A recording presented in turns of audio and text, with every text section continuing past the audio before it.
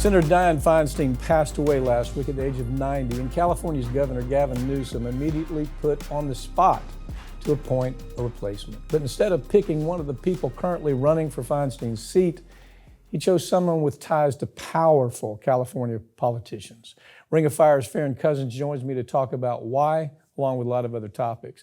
Farron, when I look at this, all I see is this is a decision that furthers Gavin Newsom's career. I mean, you know, he makes this pick that she's tied into all the money. I mean, she has the ability to raise huge money for him.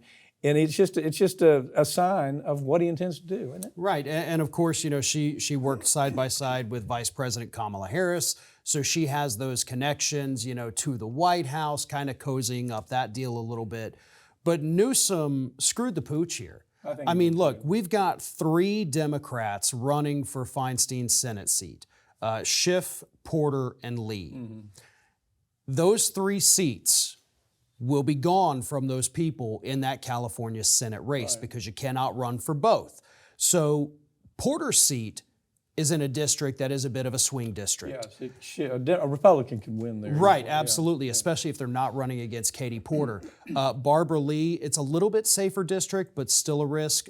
Schiff's district, I think, is fairly safe. But either way, 3 people that the public likes.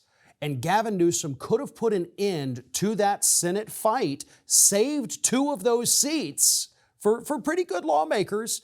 But he said, nope, I'm going to pick somebody else because I don't want to get involved. And now the woman he picked, LaFonza Butler, Senator LaFonza Butler, she says, maybe I'll run next year. So his whole thing just blew up in his face. There's no promise that she's not going to run again, okay? There wasn't any kind of agreement. Although he made the statement, she's a placeholder, which of course offended the woman, said, no, I'm not a placeholder. Don't put me down as a placeholder.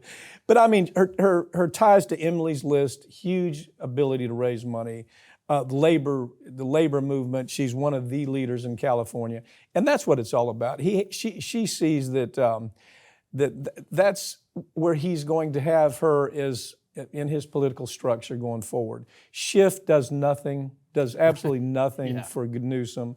I don't know. Barbara Lee probably looking at things probably does the most for him.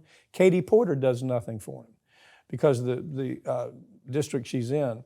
So, I mean, look, it's all about his political future, and I think that's what this comes down to. It really is. And even Barbara Lee, who was angling to be appointed, and I think she'd do pretty good, but she pointed out that, look, Newsom already told us a month ago, he said, I'm going to pick a black woman. And Barbara Lee, as a black woman, said, that's offensive. Like, this is ridiculous. You're not picking somebody based on merit. You're pandering. I loved to see her come out like that and say, what the hell? Have we really come down to we're just going to pick on color rather than experience and ability? She was pretty vocal on that. And it was great to hear her. That was refreshing to hear her say that. Frankly, I think she's a good pick. I think she'll be a good senator for California. I don't know if she'd be a good senator in most states, but she'd be a good senator for California. And the chances of her not running again almost are zero. There's almost zero. And so, as you point out, they're going to split the ticket 4 ways, which could create a runoff, right? Create a runoff a Republican could win. I mean, that's where this is all headed, but only time will tell.